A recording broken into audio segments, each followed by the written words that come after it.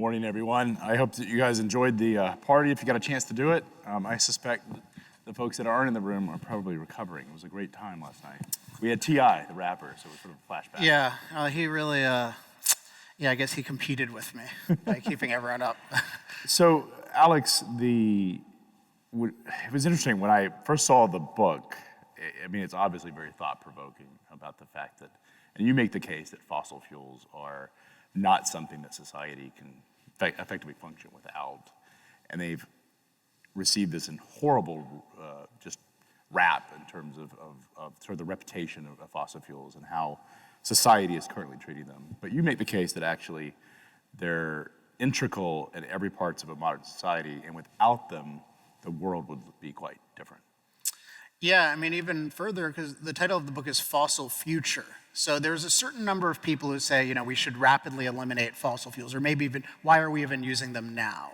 And there are some people who say, well, let's just phase them out a little more slowly. Like instead of net zero by 2050, maybe 2051 or 2052.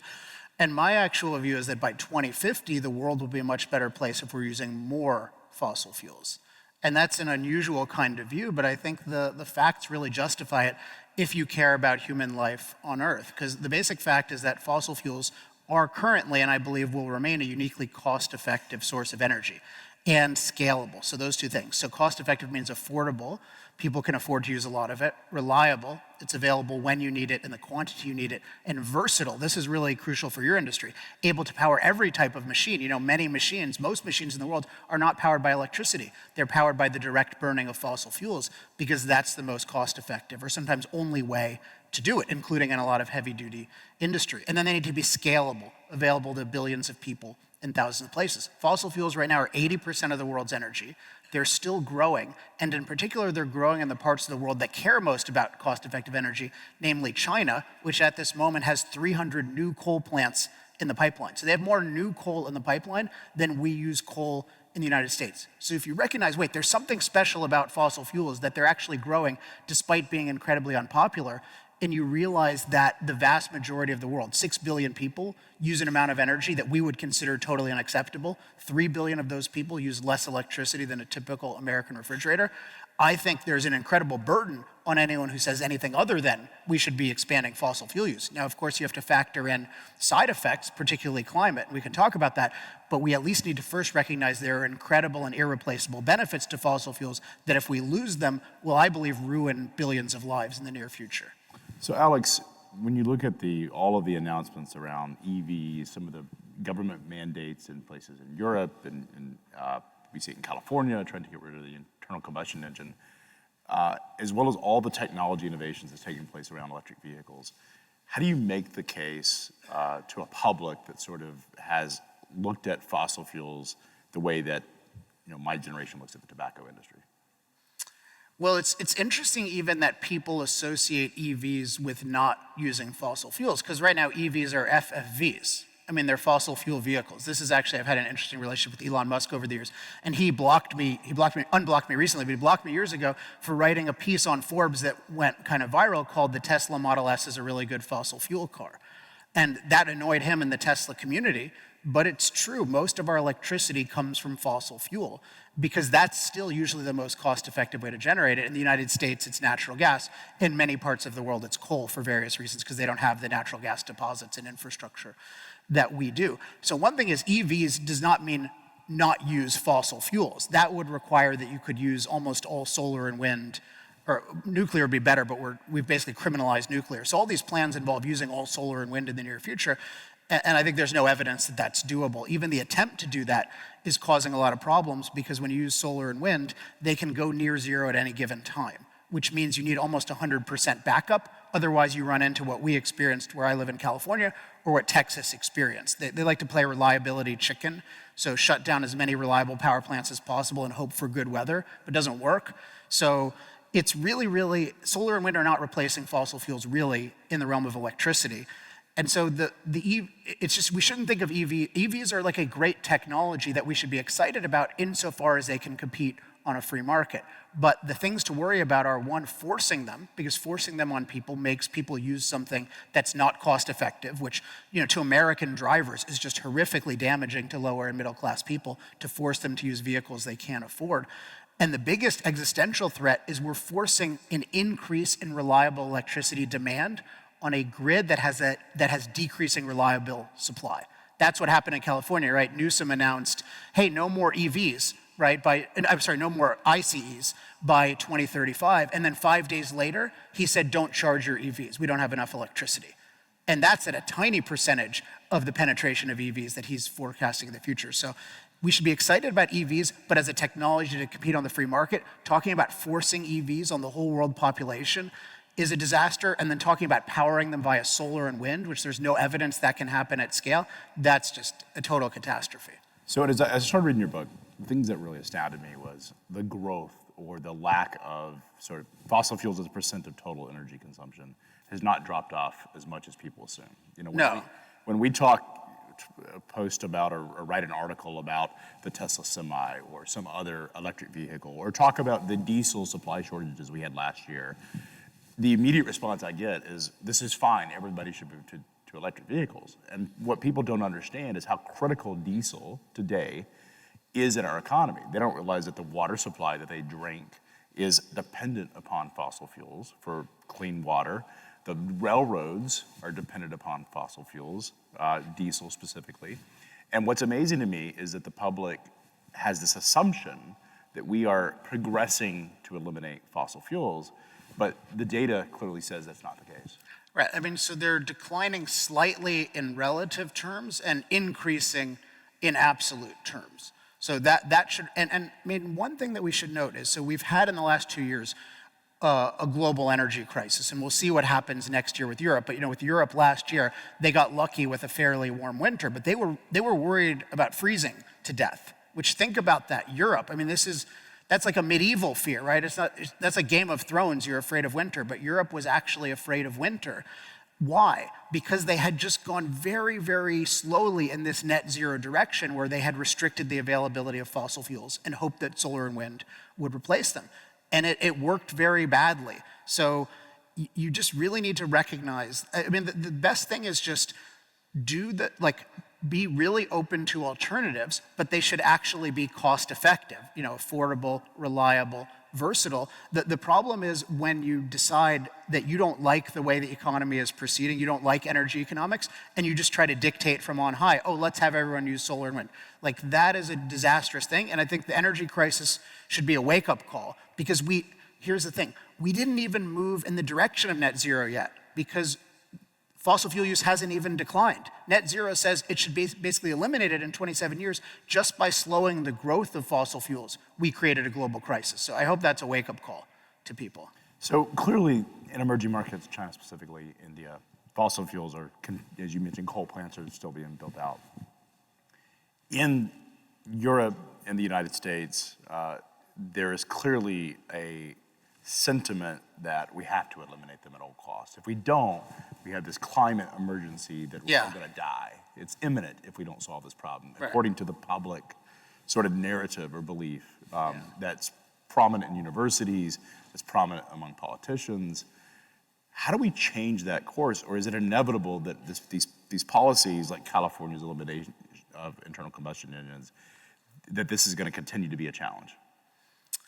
I think that there's been a confusion that has persisted that's only starting to get untangled, which is the equation of climate change with climate catastrophe, and treating those as the same thing. And climate change isn't even the right term, it's too sloppy a term, but just say climate impact. So the idea that when we burn fossil fuels, it emits greenhouse gases, those aggregate in the atmosphere on top of the existing greenhouse gases, so it has a warming effect. I think that's pretty good science.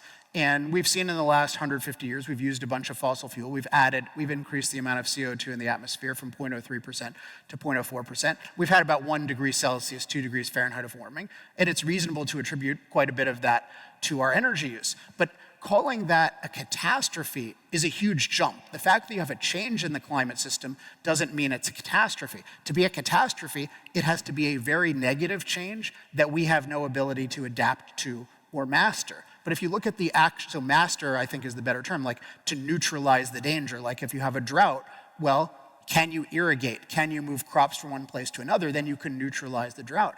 And what we've seen with fossil fuel use is because they've made us so powerful, they've made us so resilient, the rate of deaths from climate disasters like storms and floods and extreme temperatures has declined, wait for this, 98% in the last century. So that means a person has a 1 in 50 chance around the world of dying from a climate disaster compared to 100 years ago. And this is with us using a lot of fossil fuel and emitting a lot of CO2.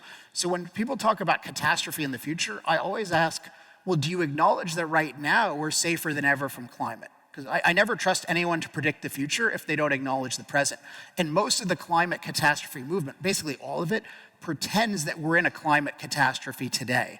And I think ultimately this is a philosophical issue. So my background is primarily philosophy. I became an energy expert because I became fascinated by these issues and I thought people were thinking about them incorrectly. And one reason I thought they were thinking about them incorrectly is because I think that we're evaluating the Earth, when we're thinking about it, by the wrong standard. When some people look at the state of the climate, they just think if we impact the climate, that's evil and it shouldn't happen. When I look at the state of the climate, I think if the climate is a safer and better place for human beings, that's better. So I'm totally happy to have a lot of energy and 1 degree warmer if that's better for human beings. And more broadly, my standard when I'm evaluating the Earth is not how little can we impact it, but how much can we flourish on it. And I think by that standard, the benefits of fossil fuels far outweigh any negatives, and we can expect that to continue. So the media this summer had this, this is shared publicly on social media, the warming, the graphs and the memes and all the sort of materials that they were using sort of showed this boiling planet. And the oceans were boiling because it was so hot. Yeah. We obviously had a very active hurricane season. No, it didn't necessarily hit the coast to the degree that everyone sort of expected. How do you sort of reconcile what we're seeing in terms of sort of this public narrative around this heating or boiling planet versus the sort of need and desire to sort of have efficient, transportation and energy systems?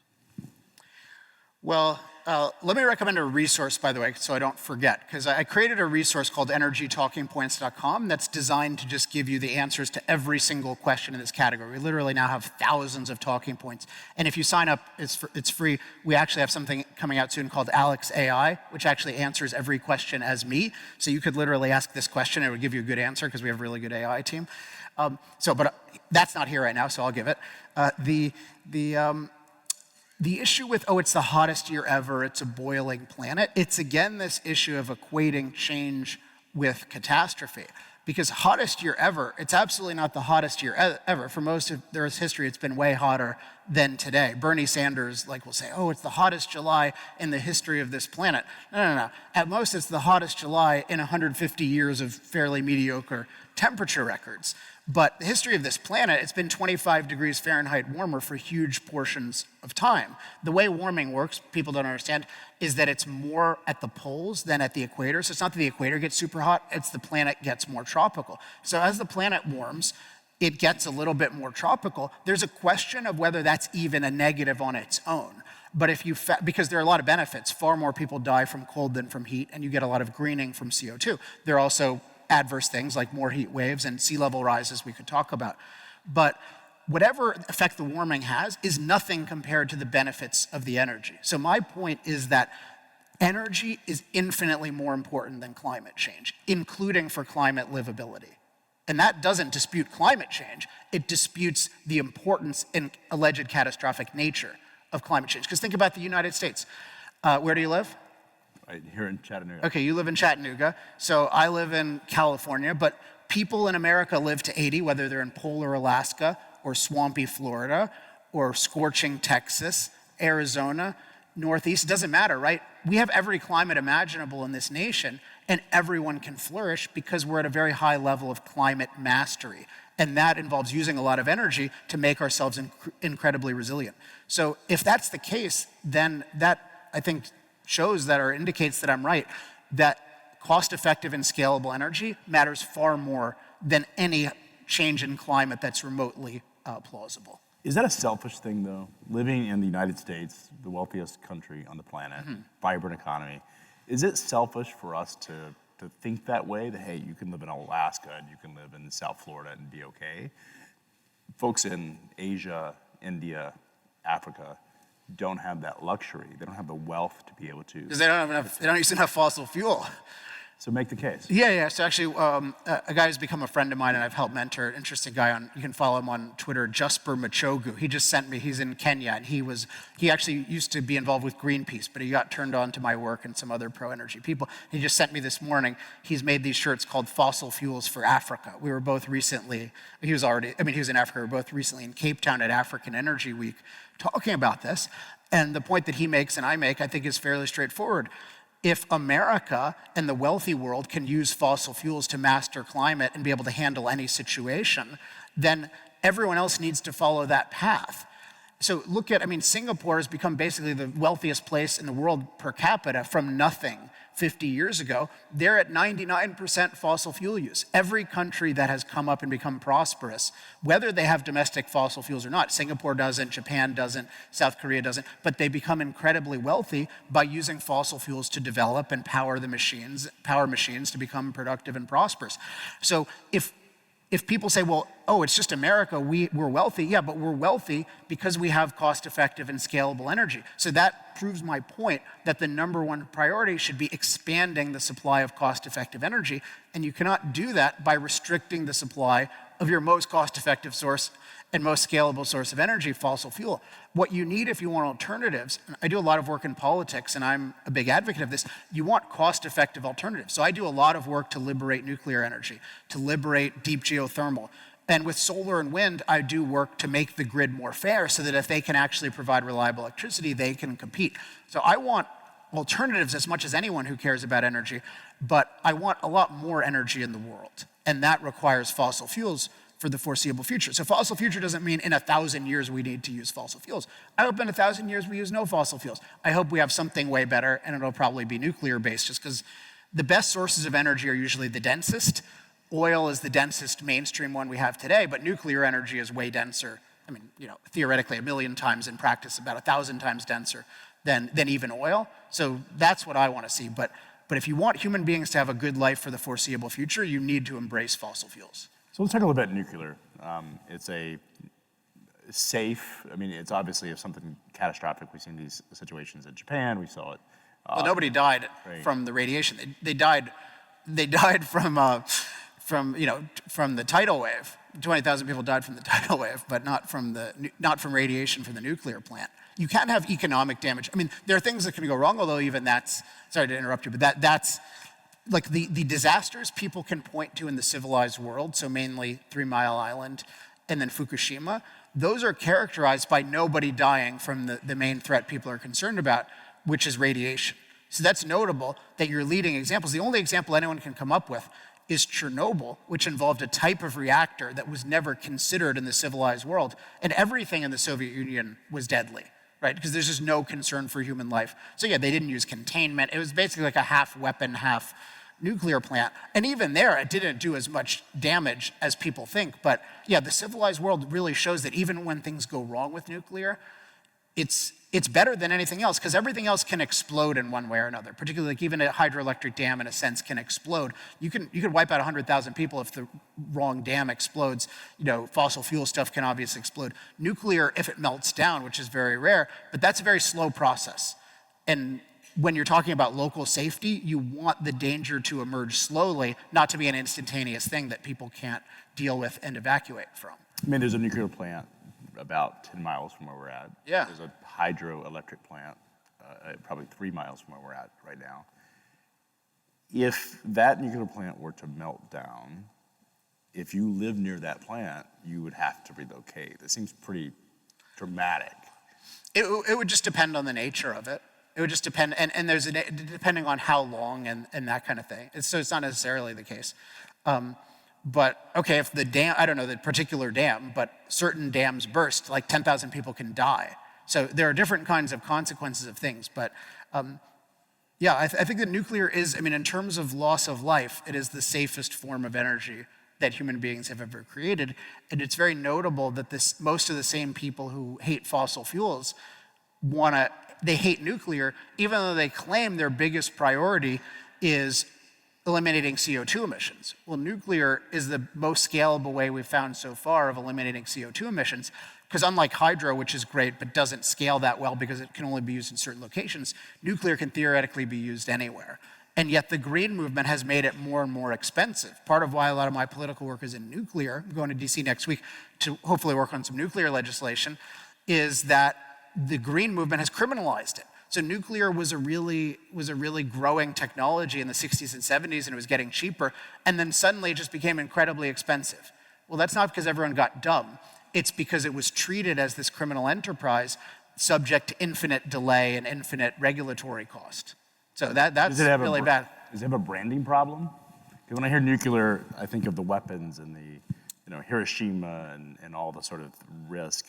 But is it a branding problem fundamentally? I mean, how we think of nuclear energy itself? Sort of. I mean, but I don't think you need a different term. So actually what happened was, rhetorically, it used to be atomic energy. And they said, oh, don't say atomic, because then we associate it with the atomic bomb. So like, let's call it nuclear, like nuclear medicine. Like we use nuclear medicine all the time. But then the anti-nuclear people just started calling everything a nuclear bomb. So if you come up with the new term, so the key thing is to realize that there's just a fundamental difference in the technology between a nuclear bomb and a nuclear plant. And the easiest way to explain it is a nuclear power plant literally can't explode.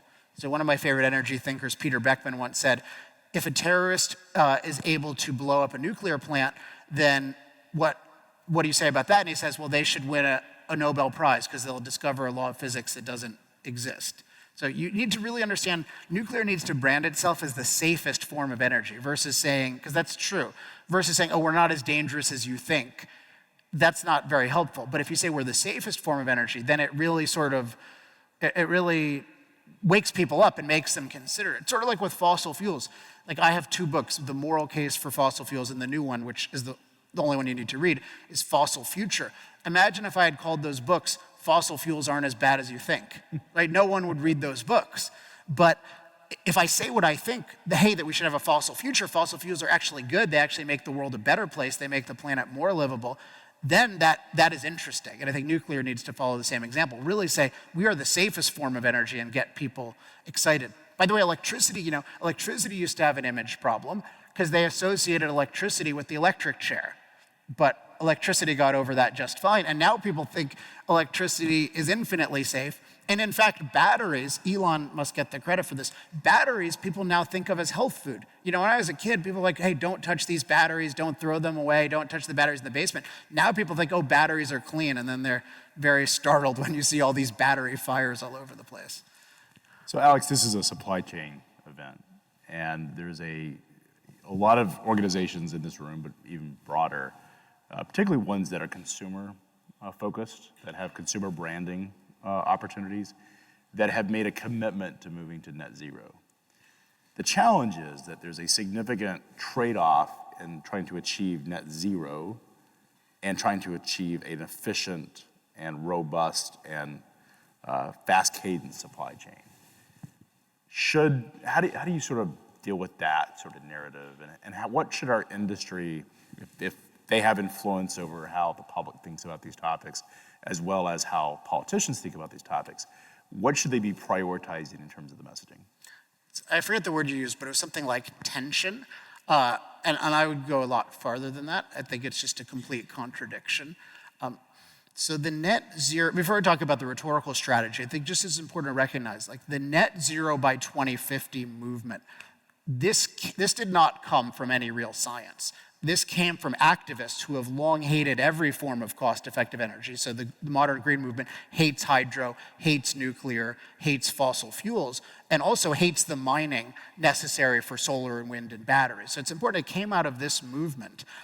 There's nothing in climate science that says you need to eliminate emissions by 2050. All climate science can say is if you you'll have less warming if you eliminate emissions by 2050. But the idea of we should destroy the whole global economy, which is what net zero would mean in practice, and deprive billions of people from getting out of poverty, so not being able to follow what China and India did by using a lot of fossil fuel. They 7x their fossil fuel and dramatically, in 40 or 50 years, dramatically increase their standard of living. I think people need to think about net zero.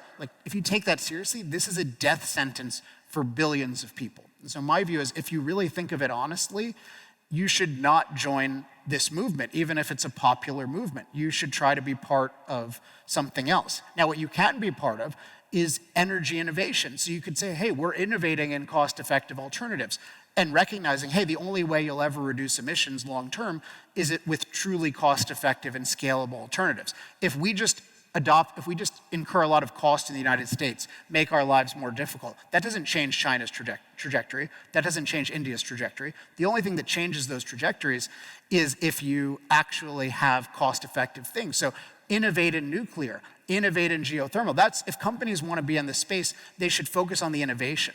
But do not lie to the world and harm the world by claiming to be net zero. I will submit, there is no company today, no industrial company today, that is or will be net zero in any meaningful way in the near future. If you want to say, I'm going to buy a bunch of offsets, that is really misleading, because offsets, insofar as they're not fraudulent, which they're often fraudulent, are a very limited pool. We don't have enough cheap offsets to offset all the world's CO2. If we did, then there would be no problem, right? We'd just go buy a bunch of offsets from some of these offset vendors.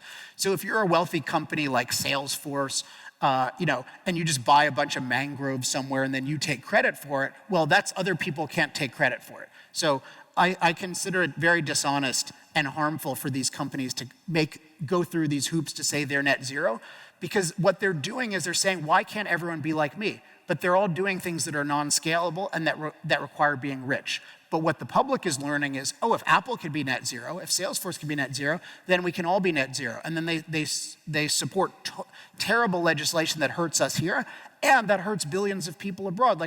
This net zero movement is depriving Africans of the opportunity to develop, because we're telling Africa, don't use fossil fuels, somehow use solar and wind. They're telling Namibia, be net zero. Namibia is already basically net zero. That's their problem. They need to be net positive. That's what's necessary. So I know it's hard in the corporate world, and there are all these fads and all this ESG. But you still should not engage in intellectual fraud that hurts billions of people. And again, it doesn't mean being a climate change denier, but if you want to focus on the emissions issue, focus on real innovation. But do not pretend that you are net zero or that anyone is getting to net zero by 2050. You're just harming everyone, and you absolutely deserve a class action lawsuit at some point. And that'll happen, and I will gladly help whoever is doing it, a class action lawsuit against everyone who's fraudulently claiming that they're net zero. So Alex, you think about the diesel so critical to our industry. There are alternatives that are cleaner, that are actually, we have the infrastructure today around natural gas.